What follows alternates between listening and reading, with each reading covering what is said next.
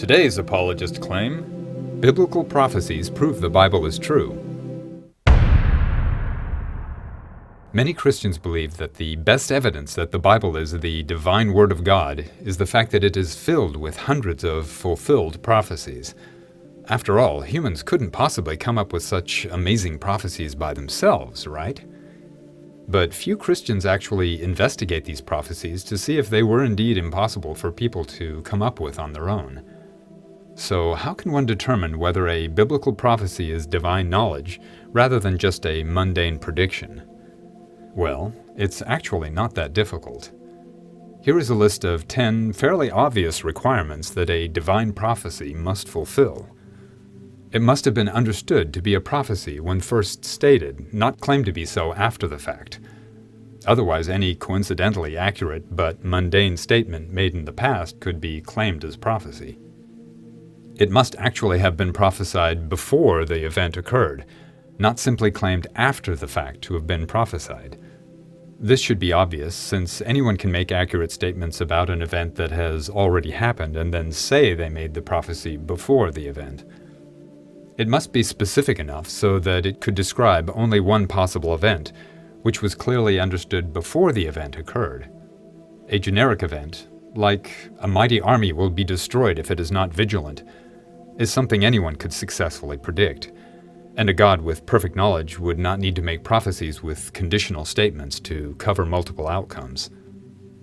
It must be fulfilled within a narrow time frame or by a specific deadline, preferably an exact date, since a God with perfect knowledge would know the exact moment, whereas a human would have to leave it open-ended to avoid the prophecy being exposed as a fraud.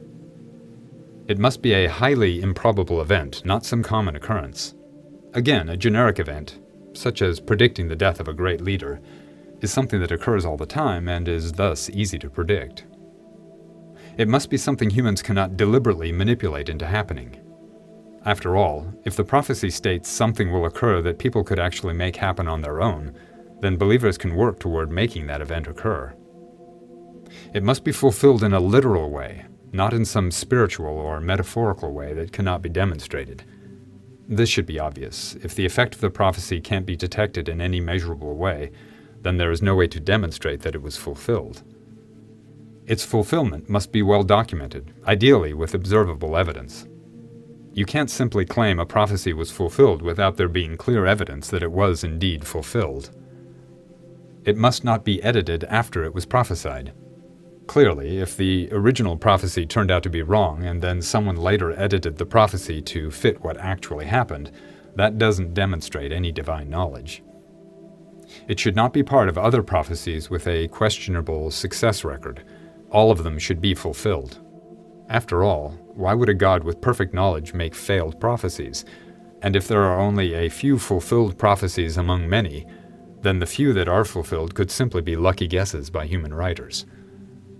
So only biblical prophecies that can fulfill all 10 requirements should be considered divinely inspired, because otherwise they could have been written by humans using vague enough language, or claiming prophecies written after the events were actually written before those events, or working to make those events happen through their own efforts, or leaving prophecies open-ended, and so on. A God with perfect knowledge would have no need to resort to such weak and unimpressive prophecies, would he? He could easily prophesy the exact date, location, and effects of, say, a meteor impact or a tsunami, events that humans would not be able to make happen and which would be impossible to predict by merely guessing. So how many biblical prophecies fulfill all 10 requirements? Well, in all my studies of the Bible, I have found exactly 0 such prophecies. Not even one. Don't take my word for it. Look up your own favorite biblical prophecies yourself and compare them to the list of requirements. You'll see what I mean.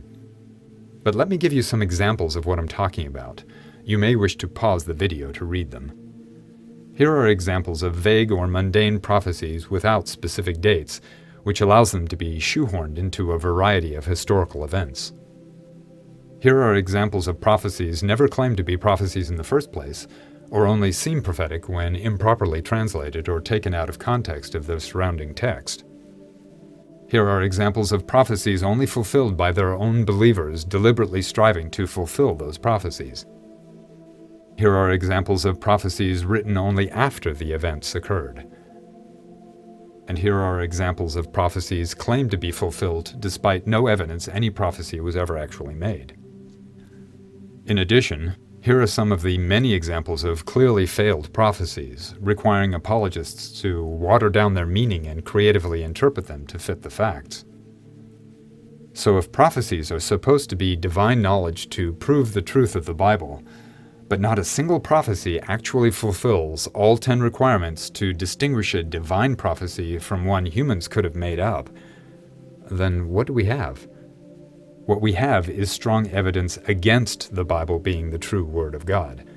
Because when your best evidence doesn't measure up to the most basic requirements for that claim, what you actually have is evidence of deception, not truth.